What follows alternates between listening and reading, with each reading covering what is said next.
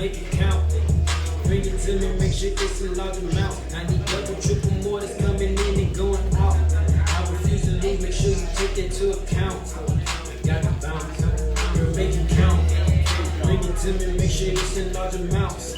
By now they know my name and know what I'm about. I refuse to lose, you gotta take it in account. So what's the count?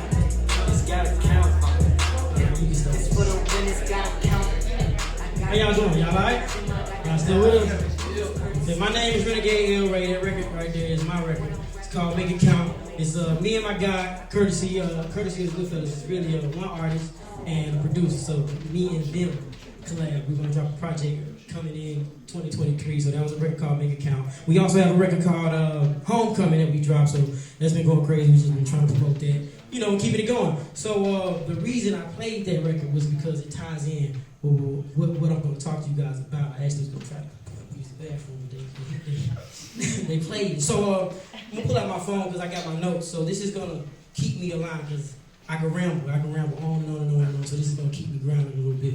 So let me go to my notes. But what I wanted to talk to you all about was mastering one's craft. But before I do that, I want to give a round of applause for these young ladies right here because they are goddesses. Give a round of applause to Bill and Lab, Brittany, Michelle, and Mom. I appreciate you guys, but I definitely want to shine some light on them because, like I was telling you earlier, I just think women in music and entertainment in general, I just feel like y'all are goddesses. You dig? So one of the ladies that I really like to see all the time is Deborah Killer.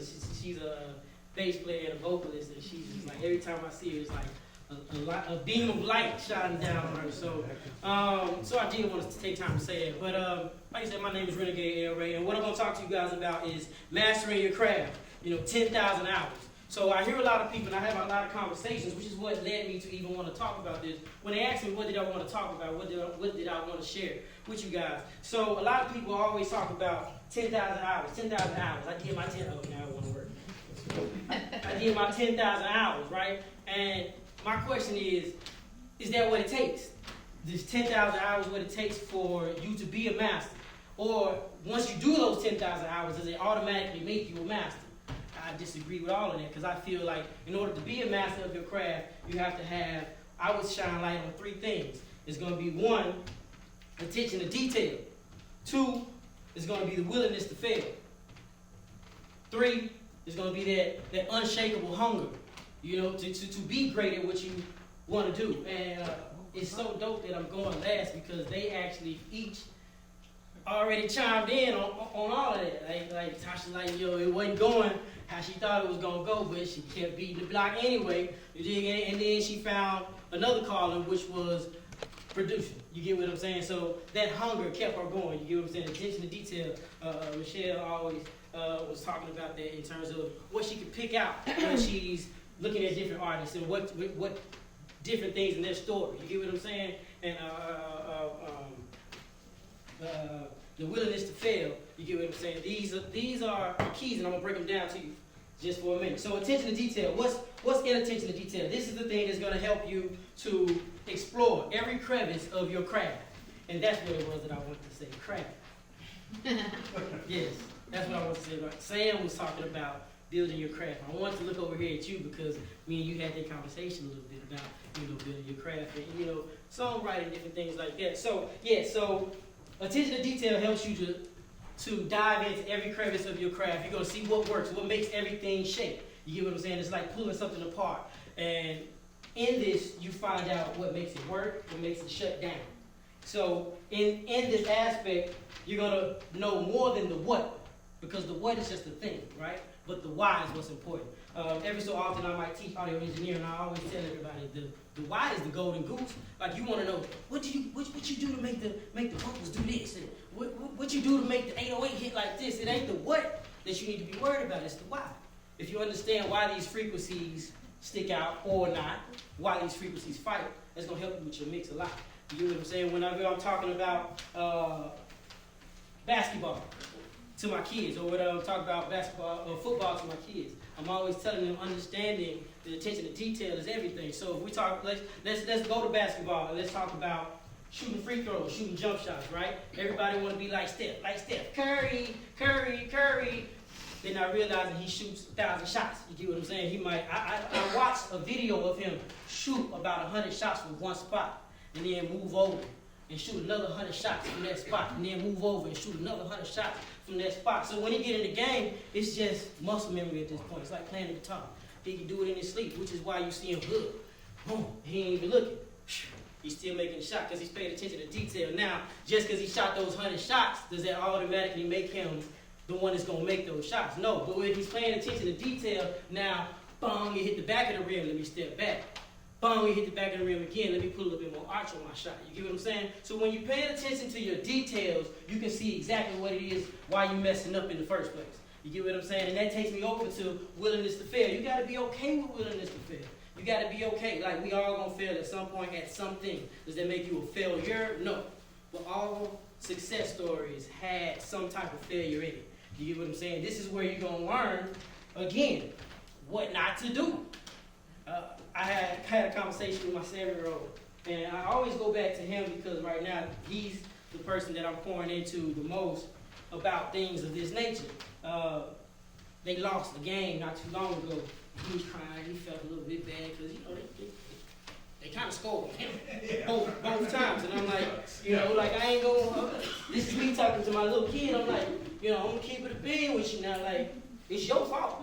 But you got to learn from it. It's okay.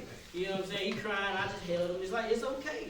You know, it's a tough pill for a 7-year-old to swallow. You did. I felt a little bit bad for him, but at the end of the day, this was going to make a champion. That's exactly what I told him. I said, so now you know what's going on. I told you in the car, they going to throw the ball on him. You did. So that's what happened to him. They threw the ball on him. He wasn't ready. Little boy caught it. Went 60 yards over it. That's crazy watching like 7-year-olds. Like, but he marched him and he went 60 yards. So the thing that I was telling him is it's okay to be a failure because when you understand what it was, why you failed, now you can fix it. So the next game, you know when they line up against you, you know what's coming. You know how to bounce back from it. Any type of loss. This is where you make champions.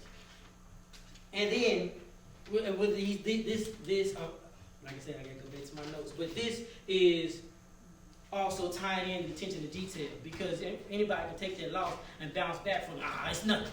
You get what I'm saying? But if you didn't understand what the loss was, then it's not going to be a lesson. And if you never, ever catch those lessons, you repeat those same mistakes over and over and over and over and over again. So being okay with losing is something that's very, very, very important to me. And then the third thing would be the unshakable hunger to be great. See, when you have that unshakable hunger to be great, you're going to do those first two automatically. You get what I'm saying? Somebody as far as basketball. I mean, I'm from Memphis, so that's all we did was hoop. You know what I'm saying? Coming to Georgia and see like they so crazy about football.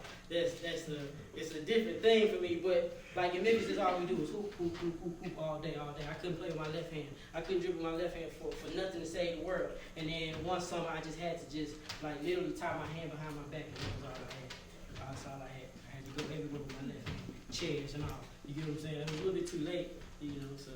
But whatever. You know, I still ended up going to college to play football. But that's neither here nor there. But in terms of the unshakable hunger, right? These are the things that's going to make you get out of the bed early in the morning and get to the studio. You get what I'm saying? Beat everybody. I was an intern at the studio that I now manage. I manage Stank On You Studios. It's Outcast Studio. And I had that first shift. But Big Boy also caught wind of the music that I do. And he was like, yo, you just really trap it out in the seat room. So at the same time of me being this artist under his wing, I was also an audio engineer, and I interned under John Fry. I am an audio engineer still to this day, and I interned under John Fry. John Fry was big on the Lil Jon era, like all the 808s hit because John Fry made it that way. He recorded, Outkast's Love Below, Speaker Box. He recorded Stank On You. He recorded a bunch of things, even before they had the Stank On You building. So I learned a lot from them too. So before it became time for me to get on my shift as an intern, they let me trap it out in the C room. So that meant before noon, I'm probably here at 8. And this was my unshakable hunger. My unshakable hunger to understand what's going on with my music, what's going on with me as an artist, as a writer. So this allowed me to beat everybody. I was the first one there and I was the last one to leave. And still to this day, this is some of the things that I do. You get what I'm saying? And it's because of the unshakable hunger to be great. So when you have this, you're gonna take the L. Cool. It ain't go the way I thought it was gonna go. Okay. Now I'm making money in music. And we think that's the end of all be all. We good. But then you realize, oh, it's a wave. Ooh, I gotta catch this wave. I gotta understand that doing music, I'm gonna get a whole bunch of money over here in February, January, February, March, April, May. I might be bang.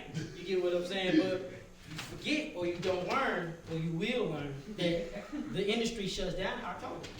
You get what I'm saying? So then now what you gonna do for them that next quarter? You get what I'm saying? All the way to January. So, but that hunger is gonna keep you working. And that's another thing that I had to learn. Keep working, keep working, keep working, keep working, keep working. Yeah, I just did this over here. It's supposed to be a check in 30 days, 45 days, however the label jerking, whatever the case may be. But I'm gonna come over here and I'm gonna do some more work. Put in some more work over here, and then before you look up, I got check after check after check coming. This is how you really keep your money going in the industry. So that unshakable hunger is what's gonna make you just stand the test of time.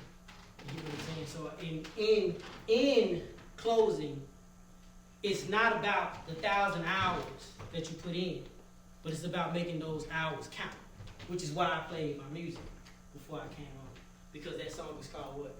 Make It Count. Drop it for